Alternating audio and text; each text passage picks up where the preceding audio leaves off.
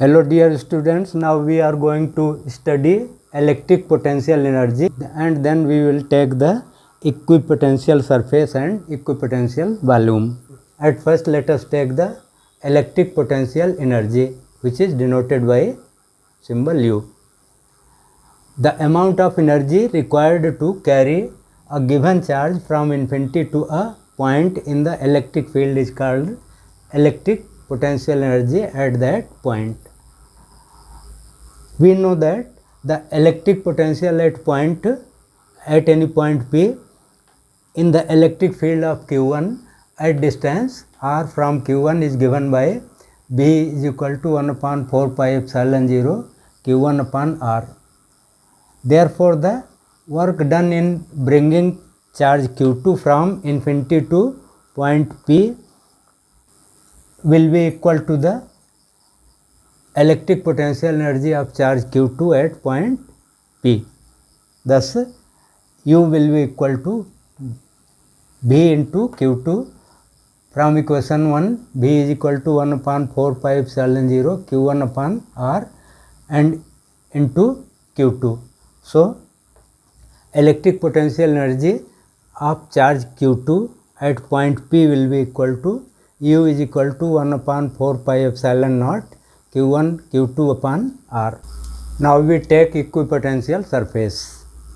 A surface is called equipotential surface if electrical potential is the same at every point of the surface. For example, this is a charged hollow sphere. The electric potential at every point of the surface of this sphere will be the same. Therefore, the surface will be equipotential surface. The electric potential inside it is 0. Therefore, the volume inside the sphere will be equipotential volume. Similarly, the surfaces of spheres of different radii concentric with a point charge are equipotential surfaces. As shown in figure 2, this is a hollow sphere of radius r1, this is another hollow sphere of radius r2. Both are concentric with a point charge q. Therefore, the surface of first sphere will be equipotential surface at potential V1 and the surface of second sphere will be equipotential surface at potential V2. Surface of earth is equipotential surface as electric potential is 0 at every point of earth surface. Next we take equipotential line. The surface of a thin charged wire is the example of equipotential line. Thus, when a thin straight wire is charged, then its surface will have equal potential and this will be the example of equipotential line. Next we take potential gradient and electric intensity. We know that the electric potential at a distance r from point charge q is given by the relation V is equal to 1 upon 4 pi epsilon 0 q upon r, which can be written as q upon 4 pi epsilon 0 into r minus 1. Suppose this is equation 1. Differentiating both sides of equation 1 with respect to r, we get dV by dr is equal to, this is constant, derivative of r minus 1 will be equal to minus 1 into r minus 2.